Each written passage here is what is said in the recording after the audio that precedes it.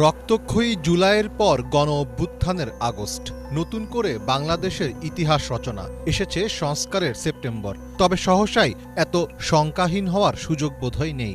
অন্তত চলমান ইস্যুতে ভারতের অতি তৎপরতা তেমনটাই বার্তা দিচ্ছে। শেখ হাসিনোত্তর বাংলাদেশ নিয়ে ভারতীয় গোয়েন্দা সংস্থার একের পর এক পরিকল্পনা বাস্তবায়ন করছে বলে রিপোর্ট করেছে জার্মানির বন ভিত্তিক সংবাদ মাধ্যম দ্য মিরর এশিয়া। পত্রিকাটির প্রতিবেদনে বলা হয়েছে, বাংলাদেশকে নিয়ে ভারতের প্রথম প্রজেক্ট ১ সেপ্টেম্বর থেকে ৩০ নভেম্বর পর্যন্ত সময়ের জন্য। এই প্রজেক্টের উদ্দেশ্য হল ডক্টর ইউনূস সরকারের ওপর ইসলামপন্থীরা ভর করেছে এমন বয়ান হাজির করানো।